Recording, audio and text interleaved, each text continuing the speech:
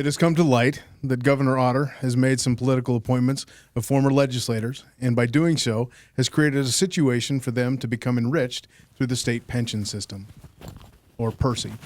Many are calling this a political pension payoff, and the Associated Press received a letter and reported that Governor Otter knew federal officials had stopped funding the state's failed broadband education program, but did not disclose this fact until after the election and late into the legislative session.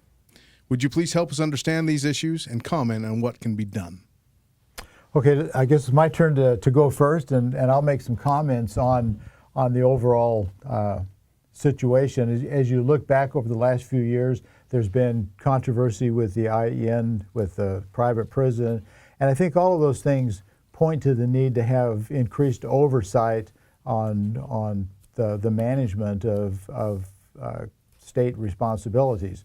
As far as the appointments to legislators in positions, yes, pensions are a benefit that they will get if they're selected and appointed by the governor. But anytime there's even the appearance of maybe some impropriety, again, that points to the need for additional oversight to give the people of Idaho some assurance that everything is on the up and up and honest and not we're not doing political payoffs. I think a good solution would be to have, for example, an inspector general that can go in and kind of look over the governor's shoulder and review the appointments he makes, review some of the contracts that are given. The legislature has done something similar with their legislative auditors that they can send in and do some audits. But you know, again, they're really worked hard and they are stretched thin. So I think having someone in charge of just being able to go in and take a look at what's going on, the rationale for the appointments, are they appointing the most qualified person, are the contracts being executed and reviewed according to contract terms and so forth. Well, it's interesting that from the last few appointments, it looks like the profile for the appropriate appointee is that you're a tenured senator with a leadership background. But AJ, for some reason, I didn't get called. What happened? So that didn't happen, and maybe I won't get called.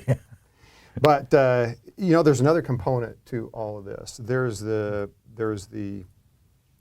money, of course, that comes on that pension.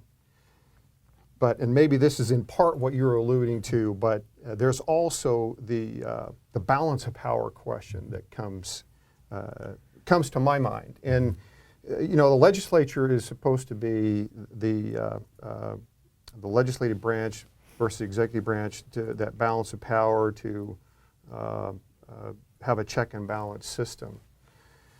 If the standard mode of operation is that those legislators are the ones who are getting the appointments, then that does put a lot of power into the hands of the governor in this case.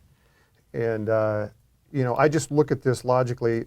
I know the people who've got recent appointments and all tend to align pretty closely with the governor. But even if not,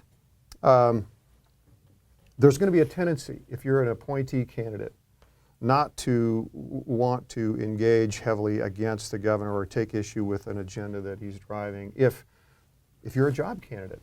And so I think it does warrant looking into a little bit deeper. There's a couple ways to do that. I don't know that I could do an inspector general type thing. To me, that's more bureaucracy. I wouldn't want to do that. But I would be open to looking to the whole fiscal benefit, or maybe some type of waiting period, or something of that nature. I mean, I think the system is good. The governor should have the ability to appoint people to those roles, but I don't like to see that check and balance out of whack.